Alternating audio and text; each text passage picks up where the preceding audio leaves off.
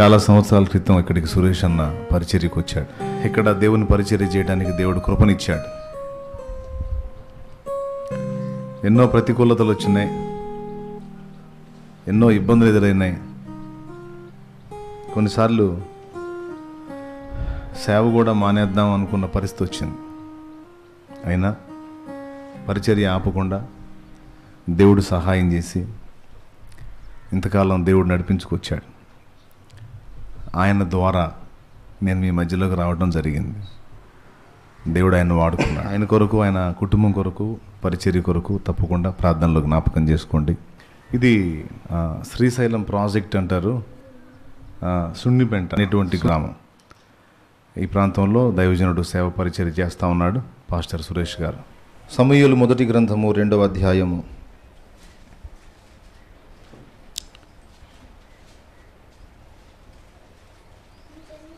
చూడండి. 30వ వచనంలో చివరి 2 లైన్లు. బైబిల్ ఉంటే ఒకసారి తీసి చూడండి.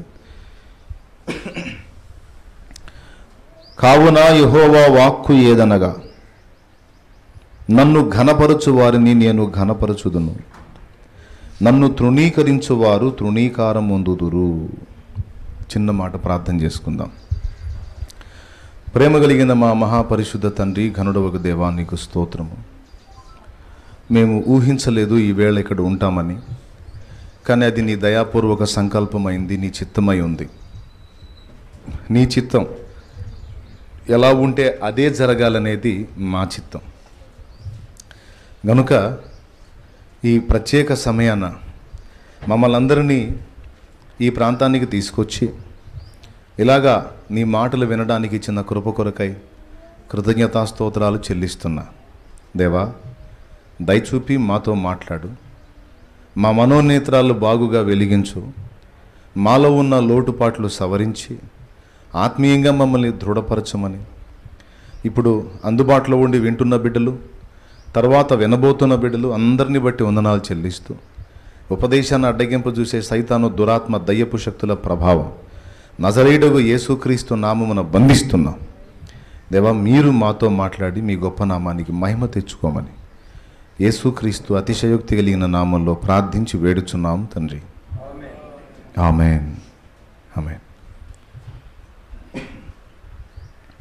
ప్రభునందు ప్రియులారా, మనం చదువుకున్న ఈ వాక్యం బైబిల్లో ఏ సందర్భానికి సంబంధించిందంటే, షిలోహులోనున్న ప్రార్థనా మందిరంలో యెహోవా ఆరాధకుడుగా ఏలీ అనే దైవజనుడు ఉంటాడు.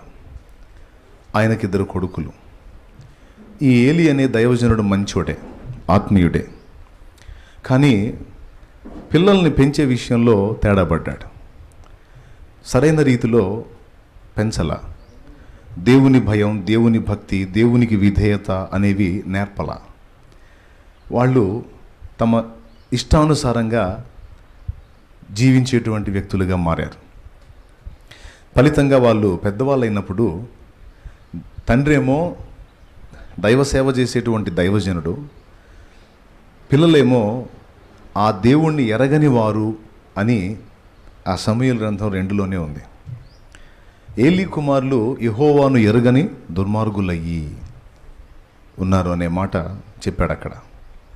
వాళ్ళు దేవుని మందిరానికి వచ్చినటువంటి వ్యక్తుల్ని వాళ్ళతో దురుసుగా ప్రవర్తిస్తూ, దేవునికి అర్పణ అర్పింపక మునిపే వీళ్ళు తమను తాము ఘనపరుచుకొని దేవుణ్ణి తృణీకరించి, ముందు మాకు చెందవలసింది మాకు చెల్లించండి, తర్వాత మీరు దేవునికి అర్పించుకోండి అని మాట్లాడారు.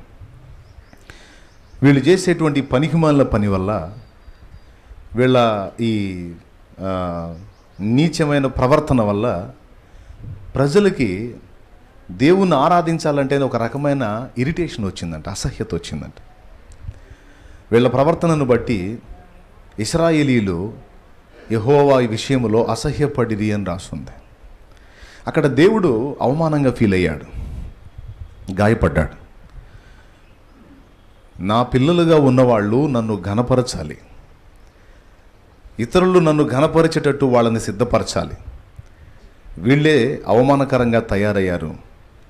ఏలీ ఈ విషయంలో ఎందుకు నిర్లక్ష్యంగా ఉన్నాడని దేవుడు కోపపడి ఒక ప్రవక్తను పంపి ఆ ప్రవక్త ద్వారా ఏలీ ఫ్యామిలీకి భవిష్యత్తులో ఏం కాబోతుంది అనే విషయాన్ని ఒక హెచ్చరిక రూపంలో, ఒక వార్నింగ్ రూపంలో రిలీజ్ చేశాడు. అలా మాట్లాడించిన మాటల్లోని మాటే ఇది, కావునా కావునా అన్నాడు. అంటే పైన ఏదో మ్యాటర్ చెప్పాడు. ఏం చెప్పాడు అంటే, నీ పిల్లలు ఇలా చేస్తున్నారు, నువ్వు వాళ్ళని గద్దించలేదు, వాళ్ళ క్రమమైన రీతిలో నువ్వు పెంచలేదు, సరైన రీతిలో నడిపించలేదు, దేవుని భయం అనేది వాళ్ళకి నేర్పలా. వాళ్ళు విచ్చలవిడి జీవితానికి అలవాటు పడిపోయి బహునీచులై దేవుని ఉగ్రతకు పాత్రులైపోయారు. కావున దేవునికి చెందవలసిన అర్పణ చెందక మునిపే తమ శరీరములను క్రవ్వబెట్టుకున్నట్లు వారు ఎగబడుతున్నారు. కావున నాకు ఇవ్వవలసిన మర్యాద ఇవ్వకుండా భక్తిపరులైన ప్రజలు నా యందు అసహ్యపడేటట్టు చేశారు. కావున నేను ఇలా చేయబోతున్నాను అని చెప్పబోయే ముందు, నన్ను ఘనపరచు వారిని నేను ఘనపరుస్తాను, నన్ను తృణీకరించువారు తృణీకారం పొందుతారు అని చెప్పి నెక్స్ట్ ఏం జరిగిద్దో ఆ కింద తెలియజేస్తాడు. అయితే ఇప్పుడు ఈ విషయం మొత్తం చెప్పాలని నేను అనుకోవటం లేదు. దేవుణ్ణి తృణీకరించారు వారు, కానీ వాళ్ళ సందర్భంలో దేవుడు మాట్లాడుతూ ఒక అద్భుతమైన మాట మనకు అందించాడు. నన్ను ఘనపరిచే వారి విషయంలో నేను ఎలా ఉంటాను అనే మాటని మనకు విడుదల చేశాడు దేవుడు. మనం ఈ లోకం మొత్తాన్ని కాదనుకొని దేవుడే మన ప్రపంచంగా బ్రతుకుతున్నాళ్ళం. దేవుడే మన జీవం, దేవుడే మన జీవితం, దేవుడే మన సమస్తం. ఆయనకు భిన్నమైన జీవితం మనకొద్దు, ఆయనతోనే నడవాలి, ఆయనతోనే జీవించాలి, భూమి మీద ఉన్నంత వరకు ఆయనే, వెళ్ళిపోయిన తర్వాత కూడా ఆయన దగ్గరికి అని మారు మనసు పొంది, రక్షణ పొంది దేవుని మార్గంలో ప్రయాణం చేస్తున్నాం. కొంతమంది దేవుణ్ణి ఎరిగి కూడా సరైన రీతిలో దేవుణ్ణి ఘనపరచరు. కొంతమంది దేవుణ్ణి ఎరుగుటయే కాదు, దేవుణ్ణి ఘనపరచవలసిన విధంగా ఘనపరుస్తారు. దేవుడు వాగ్దానం ఇచ్చి తప్పిపోయే దేవుడు కాదు. దేవుడు తనను ఘనపరిచే వాళ్ళని ఘనపరుస్తాను అన్నాడు. అది భూమి మీద మాత్రమే కాదు, నిత్యత్వంలో కూడా. నన్ను చూసి ఇక్కడ సిగ్గుపడేవాడెవడో నేను నా దూతలతో కూడా మహిమలో వచ్చినప్పుడు వాడిని చూసి సిగ్గుపడతానన్నాడు. నన్ను ఈ భూమి మీద నా నామముని ఎవడు ఒప్పుకుంటాడో వాణ్ణి నేను నా దూతలతో కూడా వచ్చినప్పుడు నా తండ్రి ఎదుట వాణ్ణి ఒప్పుకొందును అన్నాడు. ఓకే, ఒప్పుకునే విషయం. అలాగే ఘనపరిచే విషయం. కొన్నిసార్లు మన మొహమాటానికి, మనుషులకు భయపడి, ధనాపేక్షకు లోబడి, మరో కారణం చేత దేవునికి ఇవ్వవలసిన మర్యాద ఇవ్వం. కానీ ఆశ ఏముంటుందంటే దేవుని ఆశీర్వాదాలన్నీ పొందాలి, ఘనమైన జీవితం స్వతంత్రించుకోవాలి, ఇహపరాల్లో దేవుడు అనుగ్రహించే ఆశీర్వాదాలన్నీ స్వతంత్రించుకోవాలని ఆరాటం అయితే సమృద్ధిగా ఉంటుంది. ఘనత పొందాలని ఎవరికి ఉండదు, గొప్పగా జీవించాలని ఎవరికి ఉండదు. దేవుని ఆశీర్వాదాలు నాకు వద్దనే వారు ఎవరైనా ఉంటారా? అనర్హులైనా సరే ఆశీర్వాదాలన్నీ కావాలని అంటారు. కానీ ఇక్కడ దేవుడు ఒక మెలిక పెట్టాడు. నేను ఇచ్చేటువంటి ఆ దీవెనలు పొందాలంటే మీరు చేయాల్సినటువంటి ఒక పని ఉంది. మీ అందరికీ సృష్టికర్తనే, సమస్తానికి మూలమైన వాడినైనా నన్ను మీరు ఘనపరచాలి. నన్ను ఘనపరిచి నా మహిమను వెతికే వాళ్ళని నేను వదిలిపెట్టేవాడిని కాదు. వాళ్ళని ఎలా మహిమపరచాలో నాకు తెలుసు, వాళ్ళని ఎలా ఎత్తుపట్టాలో నాకు తెలుసు. కాబట్టి నన్ను ఘనపరిచేవారు ఘనత పొందుతారు, నన్ను తృణీకరించేవారు తృణీకారం పొందుతారు అని. ఇక్కడ విద్యుత్ ప్లాంట్ ఉంది కదా, ఆ విద్యుత్ శక్తిని కనుగొన్న వ్యక్తి పేరు తెలుసా? Right, Michael Faraday. ఆయన గురించి నేను తెలుసుకున్న ఒక విషయం చెప్తాను. కొన్ని సంవత్సరాల క్రితం ఆయన ఈ ఫార్ములాని, లేకపోతే ఈ సిద్ధాంతాన్ని కనుగొన్నప్పుడు అప్పటి సమాజం ఆశ్చర్యానికి గురైంది. ఆయన ఒకరోజు ఆ దేశపు రాజు ముందు తను కనుగొన్నటువంటి ఈ విషయాలన్నిటినీ ఒక గంట సేపు ప్రయోగాత్మకంగా ప్రదర్శించి చూపించాలి. అది ప్రోగ్రాం. దానికి ఆ దేశపు రాజు కూడా వస్తాడు. ఇక మిగిలిన రాజు వచ్చాడంటే, ఇక కింగే వచ్చాడంటే ఇంక అందరూ వచ్చేస్తారు కదా. ఒక గొప్ప వేదిక సిద్ధపరచబడింది. ఆ వేదిక మీద ఆయన తను కనుగొన్నటువంటి ఈ ఫార్ములా మొత్తాన్ని ప్రయోగాత్మకంగా చూపించాలి. గంటసేపు ఆయన మొదలుపెట్టాడు. తన కార్యం ఏమేమి కనుగొన్నాడో, ఏంటి, వాట్ ఈజ్ వాట్ అన్ని అంతా చూపిస్తూ మొదలుపెట్టాడు. అన్నీ చూస్తూ చూస్తూ చూస్తూ ఆ మ్యాటర్ అంతా ఫైనల్కి వచ్చేసరికి ఇక రాజు ఉండబట్టలేకపోయాడు. ఆ రాజు ఉండబట్టలేక లేచి నిలిచి మైకేల్ ఫారడే గారికి అభివాదం చేశాడు. తల వంచి మొక్కాడు. ఎందుకంటే ఇది సామాన్యమైన విషయం కాదు, ఎంతో గొప్ప ఆవిష్కరణ అని ఆయన తన ఆనందాన్ని, హర్షాన్ని వ్యక్తం చేస్తూ తను తల వంచి ఆయనకు నమస్కరించాడు. తర్వాత ఇక మిగిలిన వాళ్ళంతా కూడా ఇక వాళ్ళ పనులు వాళ్ళు చేస్తారుగా, హడావుడి, చప్పళ్ళు కొట్టడం, ఏదో గణపరచడం చేస్తారు కదా. ప్రోగ్రామ్ అయిపోయింది. ఆయన సైడ్ అయ్యాడు, పక్కకి వెళ్ళిపోయాడు. ఎవరు? ఫారడే గారు పక్కకి వెళ్ళిపోయాడు. ఇక రాజు, మంత్రులు, మిగిలిన వాళ్ళు అందరూ మాట్లాడతారుగా. నిజంగా ఇది మామూలు విషయం కాదు, ఇది అలా, ఇది ఇలా అని ఏదో వాళ్ళ భజన వాళ్ళు చేస్తారుగా. అంతా వాళ్ళు భజన మొదలుపెట్టారు. ఆయన గురించి ఆకాశానికి ఎత్తి మాట్లాడుతూ ఉన్నారు. కాసేపు మాట్లాడిన తర్వాత మనందరం మాట్లాడుతున్నాం. మరి దీని గురించి మైకేల్ గారు కూడా వచ్చి ఏదన్నా మాట్లాడితే బాగుంటుంది, వారు ఎక్కడున్నారని చూశారు. విచిత్రం ఏంటంటే ఆయన ఆ స్టేజ్ మీద లేడు. స్టేజ్ మీద లేడు. ఆయన వెళ్ళిపోయి చాలాసేపు అయింది. ఎక్కడికి వెళ్ళాడో స్టేజ్ మీద ఎవరికి తెలియదు, ఆయన సన్నిహితులకు తప్ప. ఎక్కడికి వెళ్ళాడు తెలుసా? ఈ ప్రోగ్రాం అయిపోయిన మరో నిమిషం నుంచి తను వెళుతున్న చర్చిలో ప్రేయర్ స్టార్ట్ అయింది. అందుకని రాజుల్ని, అధికారుల్ని, మంత్రుల్ని, మిగిలిన వాళ్ళని అందరినీ ఆ స్టేజ్ మీదే వదిలిపెట్టేసి రాజుల రాజైన వాని సన్నిధికి పరిగెత్తాడు. ఎక్కడికి పరిగెత్తాడు? మనం అడుగుదామా?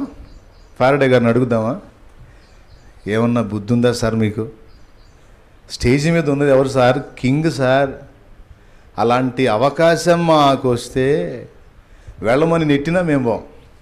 మామూలు అవకాశమే. ఇప్పుడు అటుపక్క తెలంగాణ, ఇటుపక్క ఆంధ్ర. ఈ ముఖ్యమంత్రుల సమక్షంలో నీకేదన్నా అవకాశం వచ్చి ఒక సన్మాన సభ జరిగిందనుకో, అదే టైంలో చర్చిలో ప్రేయర్ ఉందనుకో, నాకు తెలుసు ఖచ్చితంగా నువ్వు సభలోనే ఉంటావు. దేవునికి మహిమ. గోల్డెన్ అవకాశం, మామూలు అవకాశం ఏంటి? బంగారు తరుణం. ఆ ఫోటో చూపించుకున్నా చాలు అని పరవశించిపోయి, మీ చర్చిలో ప్రేయర్ అంటగా, వెళ్ళొచ్చుగా అన్నా మనం బాం. ఏమో లేదు సార్, చర్చి ఎక్కడికి పోయింది, పాస్టర్ ఎక్కడికి పోతాడు, అదేం ప్రాబ్లం లేదు సార్, చెప్పండి సార్, మీరు చెప్పండి సార్ అని. మీరు గమనించండి, దేవుడు మనల్ని పరీక్షించేది పెద్ద పెద్ద విషయాల్లో కాదు. ఆత్మీయ జీవితంలో ఒక అంతస్తుకి ఎక్కిన వాడికి పెద్దయి, ఆత్మీయ జీవితంలో ప్రారంభ దశలో ఉన్నవాడికి ఆ స్థాయిలోనే ఉంటాయి ఎగ్జామ్స్.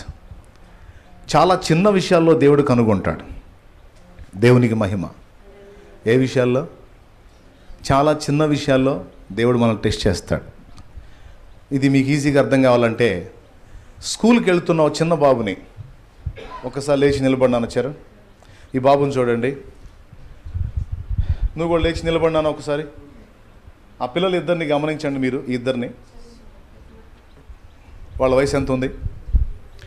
వీళ్ళని స్కూల్కి పంపించేటప్పుడు తండ్రి, నానా జాగ్రత్త, మార్గ మధ్యలో హత్య చేయకండి, వ్యభిచారం చేయకండి, అది చేయకండి, ఇది చేయకండి, అసూయ పడకండి, దుర్మార్గాలు చేయకండి అని వాళ్ళకి చెప్పి పంపించాడు అనుకో, పిల్లలు ఏమంటారు? అలాగే డాడీ, తప్పకుండా అంటారు. ఎందుకు తెలుసా? ఆల్రెడీ వాడు అవి చేయటానికి వాడి బాడీ సహకరించదు. అది చిన్నోడు, అవునా? వాడి స్థాయి అంతా. హత్య చేయడు, వ్యభిచారం చేయడు, ఎన్ని చేయడు, తప్పకుండా డాడీ అంటాడు. అక్కడ వాడి విధేయత మనకు అర్థమైద్దా? పోతాడు, వస్తాడు. అక్కడ కాదు, వీడినే పిలిచి బయటికి వెళ్తా, వీడు బయట ఆడుతున్నాడు అనుకో, నానా లోపల మమ్మీ ఏదో పని చేస్తుంది, కొంచెం వెళ్ళి అమ్మకు సహాయపడినానా అంటే, ఇప్పుడే వెళ్తాను డాడీ, ఇప్పుడే వెళ్తాను అని కాస్త ఏదో క్రికెటే ఆడుతున్నాడు అనుకో చిన్నోడు, ఏదో ఆ బ్యాట్ అట్టిట్లా చేసి మనం 2 అడుగులు అవతలకు వేయగానే వాడు మళ్ళీ ఆట స్టార్ట్ చేస్తాడు. తిరిగి మనం వచ్చేటప్పటికి ఆడుతూనే ఉంటాడు. ఎరా నేను వెళ్ళమన్నా కదా మమ్మీ దగ్గరికి అంటే, మమ్మీ పిలవలేదు డాడీ అందుకని ఆగాను, మామూలుగా మమ్మీ పిలిచిద్ది కదా, పిలిస్తే వెళదాం ఆగాను డాడీ అని అప్పుడు వెళ్తాడు. అంటే ఇప్పుడు వాడు లోపడ్డా, అవిధేయత చూపాడా? ఏ స్థాయిలో పరీక్షింపబడ్డాడు వాడు? హత్యల విషయంలోనా? వ్యభిచారం విషయంలోనా? నో. అమ్మకి వెళ్ళి సహాయం చేయనే చిన్న పని విషయంలో అతడు పరీక్షింపబడ్డాడు. అక్కడ వాడి ఒరిజినాలిటీ బయటపడింది.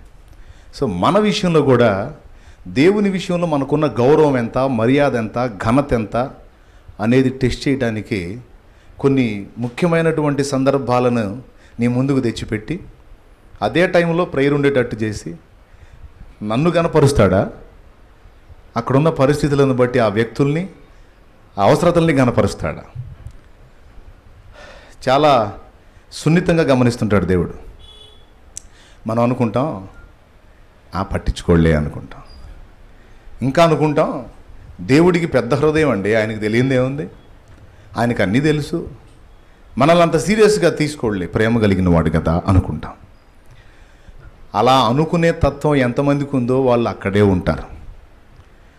అలా కాకుండా నా హృదయంలో దేవుని స్థానం ఎవ్వడికి ఇవ్వనో, వారెంతటి వారైనా సరే, ఆ పరిస్థితి ఎంతటిదైనా సరే నా దేవుని తర్వాతనే అనే మైండ్ నిజంగా ఎవరికైతే ఉంటుందో వాళ్ళని ఎక్కడో కాదు, ఎవరికి అందనంత ఎత్తులో ఆయన నిలబెడతాడు. ఇది నిజం. మనం మైకేల్ ఫారడే గారిని అడుగుదాం. రాజుగారు పైన స్టేజి మీద ఉండి నీకంతగా భజన చేస్తుంటే, నువ్వు ఇంత అని నిన్ను గురించి ఆకాశానికి ఎత్తుతుంటే, ఏంటి సార్ కనీసం 2 మొక్కలన్నా వినకుండా అలాగే దిగి వెళ్ళిపోయారు? చర్చ్ ఎక్కడికి వెళ్తుంది, పాస్టర్ ఎక్కడికి వెళ్తాడు, సంఘం ఎక్కడికి వెళ్ళింది, ఏంటి సార్ మీరు అని అడుగుదాం. జస్ట్ మనం అడుగుదాం. ఒకవేళ ఇప్పుడు ఎవరు అడగకపోయినా మనం రేపు అక్కడ పోయినాకైనా అడుగుదాం. అప్పుడు మైకేల్ ఫారడే గారు ఏం చెప్తారు తెలుసా? ఊహించగలం మనం. ఏం చెబుతాడు తెలుసా? ఎందుకు బాబు మీరు అంటున్నారు ఆ మాట అంటాడు. మరి రాజు అంత గొప్ప అధికారులు ఇంతమంది ఉంటే వాళ్ళందరిని వదిలిపెట్టి వెళ్ళటం ఏంటి నువ్వు అంటే, నేను ఆ ప్రోగ్రాం చేస్తున్నప్పుడు రాజు ఉండబట్టలేక పైకి లేచి నిలబడి నాకు అభివాదం చేశాడు. ఎప్పుడు చేశాడు? నా జ్ఞానాన్ని చూసిన తర్వాతనా, చూడక మునుపా? ఒకవేళ నేను ఇది కనుగొనకపోతే, ఇదంతా ప్రదర్శనాత్మకంగా అతనికి చూపించకపోతే, అతని గేట్ దగ్గరికి నన్ను రాణిస్తాడా? దేవుడు నాకు ఇచ్చిన జ్ఞానాన్ని బట్టి, నేను కనుగొన్న దాన్ని బట్టి ఆశ్చర్యచకితుడై రాజు సైతం నాకు మొక్కేటట్టు ఎవరు చేశారు తెలుసా? దేవుడు చేశాడు. నేను ఇది కనుగొన్నప్పుడు నాకు అభివాదం చేసిన ఇదే రాజు, నేను అది కనుగొనకపోతే తన గేట్ దగ్గర గుర్ఖా కూడా నన్ను లెక్క చేయడం. కానీ నా రాజాది రాజు నేను ఏమీ ఎరుగని వాడినై ఉన్నప్పుడే తన సన్నిధానంలోకి నన్ను రానిచ్చాడు. రాజులు నా ముందు మొక్కే విధంగా నాకు జ్ఞానాన్ని ఇచ్చి నా తల ఎత్తి నిలబెట్టిన వాడు రాజు కాదు, నా రాజు యేసు రాజు. ఇప్పుడు నేను ఎవరిని కనపరచాలి? నా దగ్గర సరుకు చూసి భజన చేసే వాళ్ళని కనపరచాలా? నేను అల్పుడినై ఉండగానే, అవివేకినై ఉండగానే, వెర్రివాడనై ఉండగానే, అసమర్థుడనై ఉండగానే, ఆదరణ లేనివాడనై ఉండగానే నన్ను గుర్తించి, నన్ను ముట్టి, నన్ను పిలిచి, నా కోసం ప్రాణం పెట్టి ఒక పిచ్చివాడిని మేధావిగా తీర్చిదిద్దిన నా దేవుణ్ణి కనపరచాలా? ఎవరు నాకు గొప్ప, ఎవరు నాకు ఎక్కువ? నా యేసయ్య, నా యేసయ్య. అది అలాంటి మనసు ఉన్నవాడు కాబట్టే పోయి చాలా కాలమైనా ఎప్పటికీ మనం మాట్లాడుతున్నాం. ఈరోజు విద్యుత్ శక్తి లేకుండా ఏం నడుస్తుంది మనకి? ఈరోజు మనుషులందరి ప్రాణాధారం అయిపోయింది అది. దీనంతటి కోసం తన జీవితంలో చాలా కాలాన్ని ఖర్చు పెట్టి, ఈరోజు మన ఇంట్లో లైట్ వెలుగుతున్నా, మనం ఏసీ వాడుతున్నా, ఇంకొకటి వాడుతున్నా, ఈరోజు నేను వాడే ఈ మైక్ ద్వారా నీకు సౌండ్ వినబడుతున్నా, సమస్తము విద్యుత్ శక్తి ద్వారా జరుగుతుంది. దాన్ని ఎవరు కనుగొనేటట్టు చేశాడు? యా, శాశ్వత ఘనత. ఇక్కడే కాదు, అక్కడ కూడా దేవుడు ఆయన కృప చూపుతాడు. ఇప్పుడు చెప్పండి, దేవుడు అన్యాయస్తుడా? వదిలిపెడతాడా? తేడా దేవుడి దగ్గర ఉండదండి, మన దగ్గర ఉంటుంది. కావాల్సినంత ఉంటుంది. ఎక్కువ చెప్పనా, చాలా సింపుల్గా మన దగ్గర ఉండేది తృణీకారం. ఏముందలే, దేవుడు అంటే అదొక సీరియస్ విషయం అనుకోరు. ఏముందలే, మనుషులు అర్థం చేసుకోరన్నా, దేవుడు అర్థం చేసుకుంటాడు. అబ్బా, అందుకని నువ్వు ఇష్టం వచ్చిన డ్యాన్స్ వేస్తావా, ఇష్టం వచ్చిన వేషాలు వేస్తావా, ఇష్టం వచ్చినట్టుగా నువ్వు ప్రవర్తిస్తావా దేవుని ముందు? నువ్వు దేవునికి సరైన రీతిని విధేయత చూపాలి, ఘనపరచాలి. ఆ టైముని దేవునికి ఇవ్వటం ద్వారా అప్పటికి ఇప్పటికి ఎప్పటికీ అతను దేవుణ్ణి ఘనపరిచిన భక్తుల జాబితాలో చేరిపోయాడు. నాకు తెలిసి రాజుకు మైండ్ పోయి ఉంటుంది, ఏం మనిషిరా బాబు అని. నన్ను లెక్క చేయలేదు ఏందండి, నిన్ను కాదు నీ తాతయ్యని కూడా లెక్క చేయను. ఎందుకు తెలుసా? నువ్వు లోక మొత్తానికి రాజుపై అందరూ నీ కాలు మొక్కేటట్టు చేస్తే నిన్నే నా ముందు తల ఉంచేటట్టు చేశాడు నా దేవుడు. ఇంకా నా కృప చూపాడు అనుకో, నీలాంటి వాళ్ళు 100 మంది వచ్చి కాలు మొక్కుతారు నాకు. రాజులు నీ పాదధూళి నాకెదరు అన్నాడు. నీ కాళ్లకున్న దుమ్ము వాళ్ళు నాకేటట్టు చేస్తానన్నాడు దేవుడు లేఖనాల్లో. సామాన్యమైన మాట. వాళ్ళు ఎంతటి వాళ్ళైనా సరే నీ పాదముల యొద్ద పడవేతును అన్నాడు. సమస్తము ఆయన దగ్గర ఉంది. ఆయన ఒక్కడిని పక్కన పెట్టి కనపడ్డదానల్లో పరిగెత్తుతాం మనం.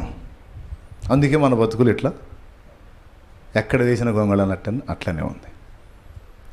ఇది ఎరిగిన నేను, నా హృదయంలో ఒక తీర్మానం, దేవుని కంటే ఎక్కువ ఇక ఏది కాదు, నాకు ఆయనే ముఖ్యం, ఆయనే ప్రధానం, ఆయనను ఘనపరచుటే నా జీవిత ధ్యేయం అని తీర్మానించుకొని, ఏది ఘనత పొందుదామని కాదు, నేను ఘనపరచడానికి అర్హుడు ఆయన. నన్ను ఘనపరుస్తాడానికి అకృతిపడి చేయటం కాదు. మైకేల్ ఫారడే గారు నన్ను ఘనపరుస్తాడని చేయలే, నేను ఘనపరచడానికి ఆయన యోగ్యుడని చేశాడు. దేవా, నువ్వు నన్ను ఘనపరచకపో అనవసరం, కానీ నిన్నైతే నా ఊపిరినంత వరకు ఘనపరుస్తానయ్యా, నీ తర్వాతనే నాకేదైనా ఏవైనా. ఆదివారం కూడా సన్నిధికి రారండి కొంతమంది, ఆదివారం కూడా రారు. ఎవడో ఎక్కడో కలిసిన చుట్టం వస్తే సండే చర్చికి అగ్గొట్టేస్తాడు. అప్పుడు ఎవరు ఎక్కువ? దేవుడు ఎక్కువ, చుట్టం ఎక్కువ? నీ దగ్గర సరుకు ఉందంటే వాడు వస్తాడు, సరుకు అయిపోయిందంటే సర్దుకుంటాడు. నువ్వు పిలిచిన వాడు కనపడ్డావు, ఎందుకు? పైసలు అడుగుతావని. కానీ అన్ని కాలాల్లో నీకు అందుబాటులో ఉండి నిన్ను కాపాడుకునేవాడు యేసయ్య. హల్లెలూయా. కాబట్టి ఆయనకి ఇవ్వాల్సిన రెస్పెక్ట్ ఆయనకి ఇవ్వాలి. దేవునికి మహిమ. దేవునికి ఇవ్వవలసిన సమయం, ఇవ్వవలసిన మర్యాద, ఇవ్వవలసిన ఘనత మనం ఇవ్వాలి. రెండవది, ముందు చెప్పిన దీని ద్వారా మనం మహింపరచవచ్చు దేవుణ్ణి. ఫలానా టైంలో బ్రదర్ ఎక్కడుంటాడు, నువ్వు చదువుతున్నావు, ఫలానా టైంలో ఎక్కడుంటాడు అంటే ఎక్కడో కూర్చొని పిచ్చపాటి మాట్లాడతాడు కాదు. ఇది అతని ప్రేయర్ టైం, ఇది ప్రార్థన సమయం. ఈ టైంలో అతనికి ఎక్కడ దొరకడో, మరి ఎక్కడుంటా అంటే ప్రార్థన గదిలో మోకాళ్ళ మీద ఉంటాడు. సండే వచ్చింది, ఈ టైము ఎక్కడుంటారు ఫలానా వాళ్ళు అంటే నీకు ఇంటికాడ దొరకరు, అది ప్రేయర్ టైం, వాళ్ళు దేవునితో ఉంటారు. అన్యజనులు ఒక సాక్ష్యంలాగా చెప్పాలి. ఏమయ్యా ఒక ఆదివారం ఆగడా, లేకపోతే ఒక రోజు కాస్త ప్రేయర్ ఆపుకొని రాలేడా అంటే రాడు సార్, రాడంతే. లేదు లేదు రాడు అంతే. నువ్వు కాదు ఎవడన్నా చెప్పని రాడు. అతనికి దేవుడు అంటే అంత భక్తి, అంత గౌరవం, అంత ప్రేమ, అంత మర్యాద, అంత ఆసక్తి. అప్పుడు అన్ని జనుల్లో దేవుడు మహింపరచబడతాడా లేదా? స్తోత్రం చెప్పండి గట్టిగా. మహింపరచబడ్డా? మరి నువ్వు ఇచ్చావా ఎప్పుడన్నా సాక్ష్యం? నీ గురించి అలా చెప్పుకునే వాళ్ళు ఉన్నారా? ఉంటే గ్రేటే, లేకపోతే సరి చేసుకో మర్యాదగా, దీవించబడతా. రెండు, మన క్యారెక్టర్ ద్వారా దేవుని మహింపరచవచ్చు, ఘనపరచవచ్చు. టైం ఎక్కువ లేదు కనుక ఈ ఒక్క ముక్క చెప్పి నేను ముగిస్తా. ఎందుకంటే ఈరోజు ఇక్కడ మాట్లాడే ఈ మాట ఈ ఒక్క చోటే కాదు, మొత్తం అందరూ వింటారు, అందుకని చెప్తున్నా. ఒక బస్సులో ఫుల్గా జనాలు ఉన్నారు. బస్సు వెళ్తుంది, అందరూ టికెట్లు కొట్టించుకుంటున్నారు. దేవుని ఎరిగిన బిడ్డ కూడా బస్సు ఎక్కాడు. అతను కూడా టికెట్ తీసుకున్నాడు. అతని టికెట్ అతను దిగవలసిన స్టేజీ ఆ ప్రయాణానికి ఒక 10 రూపాయలు అవుతుంది. అతను 50 రూపాయలు ఇచ్చాడు. 50 రూపాయలు తీసుకున్న కండక్టర్ 10 రూపాయలు టికెట్ పోను 40 రూపాయలు అతని చేతికి ఇవ్వాల్సింది 490 ఇచ్చాడు. ఎంత ఇచ్చాడు? 490. ఎక్కువ ఇచ్చాడా తక్కువ ఇచ్చాడా? ఇతని పరిస్థితి చాలా ఇబ్బందిగా ఉంది. ఆర్థిక పరిస్థితి కష్టంగా ఉంది. 100 రూపాయలు అంటే పెద్ద మొత్తంలో కనపడుతుంది. ఎగ్దమ్ 400 పైన వచ్చింది. కష్టకాలంలో దేవుడు ఆశీర్వదించాడు అనుకుందామా? నేను అతన్ని దోచుకోలేదే, అతని సొమ్ము నేను అడిగి పొందలేదే, లేకపోతే అతనే వంచలేదే, అతనే నా చేతుల్లో పెట్టాడు అని దీన్ని తీసుకుని వాడుకుందామా, లేకపోతే తిరిగి ఇచ్చేద్దామా? తర్జన భర్జన కూర్చున్న దగ్గరే. కండక్టర్ గారేమో అందరికీ టికెట్స్ కొట్టేసి తిరిగి వెళ్ళి తన సీట్లో తను కూర్చున్నాడు. అదే ఎస్ఆర్ రాసుకుంటారు కదా, అది చూసుకుంటా. ఇక ఇతను దేవుని ఎరిగినవాడు కదా, తనకెంతో అవసరం ఉంది, తనకెంతో అక్కర ఉంది. అయినా సరే ఇది తప్పు, నా మనస్సాక్షి ఊరుకోవట్లేదు, నా దేవుడు కూడా దీన్ని ఒప్పుకోడు, నాది కాదుగా. పాపం ఆయన అమాయకంగా మోసపోయాడు. నాకు రావాల్సింది 40, కానీ ఆయన నాకు 490 ఇచ్చాడు. కాబట్టి ఇది న్యాయం కాదు అని ఉండబట్టలేక లేచి కండక్టర్ గారి దగ్గరికి వెళ్ళి, అయ్యా డబ్బులు తీసుకోండి అన్నాడు. ఎందుకు అన్నాడు ఆయన. నేను మీకు ఇచ్చింది 50 రూపాయలు, నా టికెట్ వల్ల 10 రూపాయలు, ఇక నాకు రావాల్సింది 40 రూపాయలండి. మీరు 500 నోటు ఇచ్చాను అనుకుని నాకు 490 ఇచ్చారు. నేను మీకు నిజానికి ఇచ్చింది 50 రూపాయలేనండి, కాబట్టి తీసుకోండి అంటే ఆయన ఏం స్పందించకుండా అలా కళ్ళు పైకెత్తి నాకు తెలుసు అన్నాడట. నాకు తెలుసు అన్నాడు. ఈయన స్థాణువై నిలబడిపోయాడు. తెలుసు నాకు, నువ్వు మాకు సమీపంలోనే ఉంటావు, నువ్వు దేవుని సన్నిధికి వెళ్తా వస్తూ ఉంటావు, దేవుని సన్నిధిలో దేవుని వాక్యాలు కూడా చెప్తూ ఉంటావు. నీ వాయిస్ నాకు తెలుసు, నువ్వెవరో కూడా నాకు తెలుసు.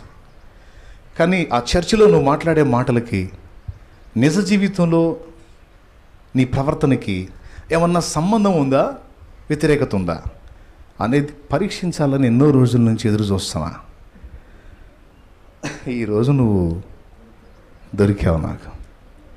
అందుకే నువ్వు ఇచ్చిన 50 రూపాయలు నాకు తెలుసు అని కండక్టర్ల పర్సులో రకరకాల పొరలు ఉంటాయి. ఆ పై పొర ఓపెన్ చేసి ఆ 50 తీసి చూపించాడు, ఇది నువ్వు ఇచ్చిందని. ఒకవేళ ఇది నువ్వు కానీ నువ్వు చేయకపోయినట్టయితే నీ పరిస్థితి వేరుగా ఉండేది. కానీ ఇది చేసినందున నీ మాటలకి, నువ్వు చెబుతున్న ఆ దేవుని యొక్క శక్తికి, నీ ప్రవర్తనకి అనుసంధానమైనందున నేను కూడా ఆలోచనలో పడ్డా. మీకు సమీపంలోనే ఫలానా ప్లేస్లో మా హౌస్ ఉంది, సండే రోజు నన్ను కూడా పిలవండి, నాకు చెప్పండి ఆ టైము, నేను కూడా చర్చికి రావాలనుకుంటున్నాను అన్నాడు.